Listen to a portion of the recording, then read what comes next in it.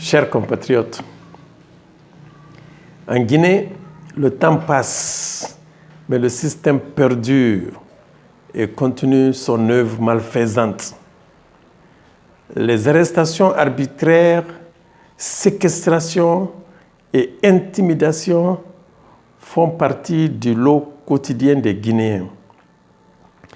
Le dernier cas ayant défrayé la chronique remonte au samedi 12 septembre 2020 avec l'arrestation de Souleymane Condé, membre du FNDC aux États-Unis d'Amérique. Celui-ci était rentré récemment en Guinée pour lancer son mouvement politique dénommé Diversité républicaine de Guinée.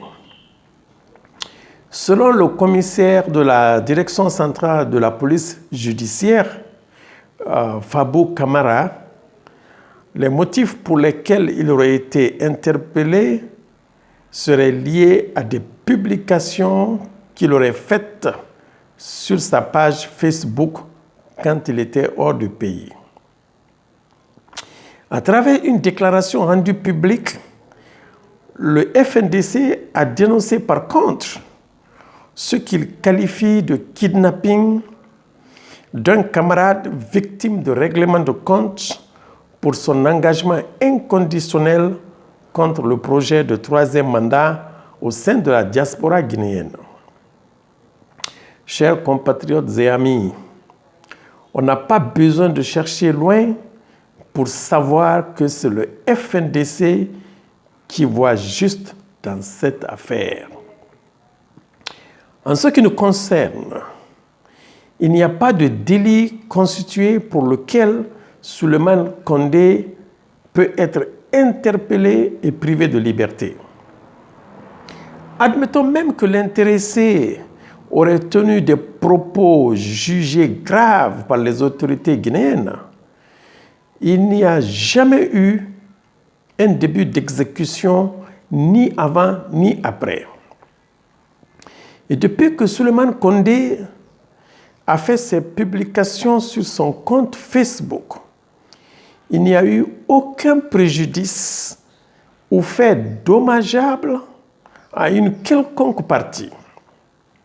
En plus, personne n'a été influencé, directement ou indirectement, à agir dans le sens de ces propos jugés malveillants et subversifs par les autorités guinéennes.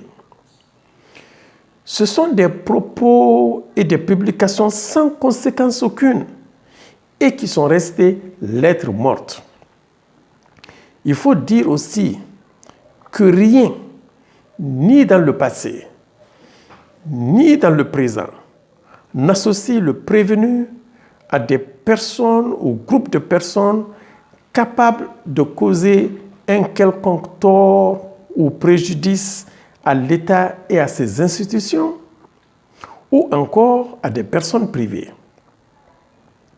Et le prévenu ne peut être associé ni de près, ni de loin, directement ou indirectement, à aucun acte dommageable contre une quelconque entité. C'est dire donc que Souleymane Condé n'a commis aucun crime qui justifierait d'être kidnappé et conduit en prison. Les publications sur son compte Facebook ne sont, au pire des cas, que des propos déplacés qui n'ont pas valeur de traitement pénal. Des paroles, rien que des paroles. Il ne s'agit là que de peccadilles. Alors, si la loi sur la cybercriminalité punit de telles peccadilles, ce serait donc une très mauvaise loi qu'il faudra impérativement changer. Ce serait même une loi anticonstitutionnelle, en porte-à-faux avec la liberté d'expression qui est un droit fondamental du citoyen et consacré par la Constitution. Mais ce n'est pas tout.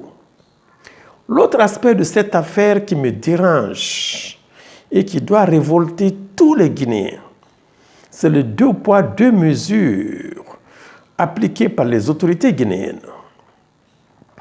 On nous sert une justice à double vitesse. Sinon, comment expliquer qu'il y ait des individus qui ont publié en Guinée même des choses plus graves et dangereuses que les peccadilles qu'on attribue à Souleymane Condé?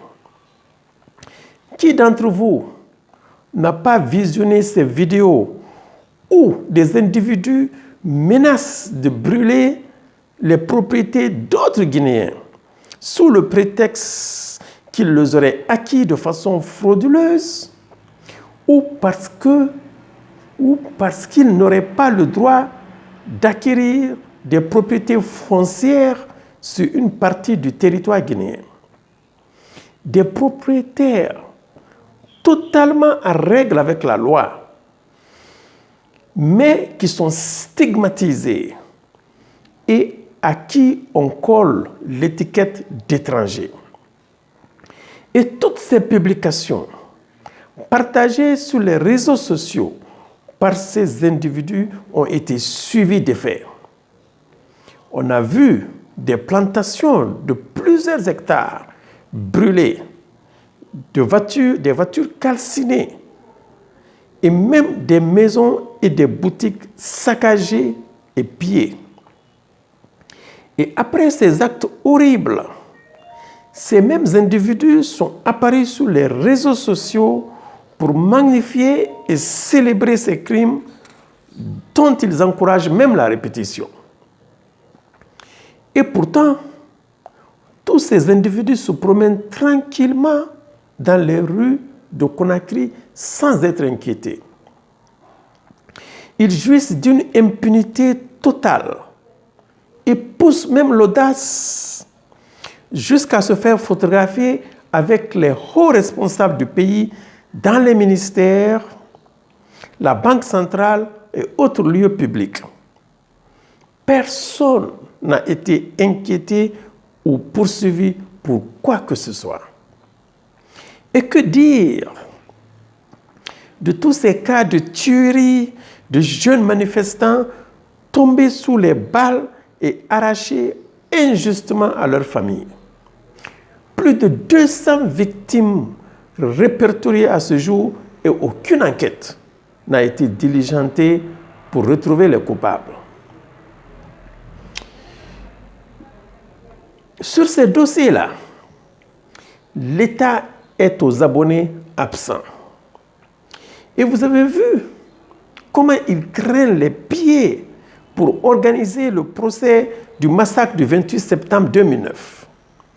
Dans 10 jours, les victimes auront attendu 11 ans pour que justice soit rendue.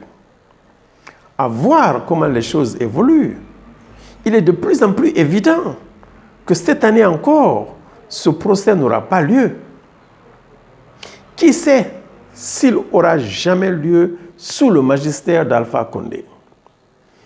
Pendant ce temps, cette justice aux ordres est prompte à embastiller les opposants ou de simples critiques, et pour des motifs aussi légers que des peccadilles de jeunesse. Chers compatriotes, chers amis, depuis plus de 60 ans maintenant, les Guinéens vivent sous le rouleau compresseur d'un système abominable qui a ruiné de nombreuses vies innocentes et retardé le développement économique de notre pays si riche en ressources naturelles. D'hier à aujourd'hui, ce sont toujours les meilleurs fils du pays, les plus courageux, les plus justes et les plus droits qui sont sacrifiés sur l'autel de ce système avilissant dans lequel la hiérarchie des valeurs est inversée. Souleymane Condé est juste le dernier à en subir les coups. À qui le tour la prochaine fois? Car, il faut dire, personne n'est à l'abri d'une telle injustice dans ce pays au grand destin manqué. Vous comprenez donc pourquoi nous devons tout faire pour démanteler ce système qui a fait tant de ravages et qui n'a que trop duré. Et pour ce faire, nous devons entamer une refondation de l'État guinéen aussitôt qu'Alpha Condé aura quitté le pouvoir. Alors je lui dis, Alpha, on a dit 2 mandats, 2. Tu veux pas, c'est 2. Il fait ça, isgamane halatin. Alpha, fait go. Vive le FNDC, vive la refondation. Je vous remercie.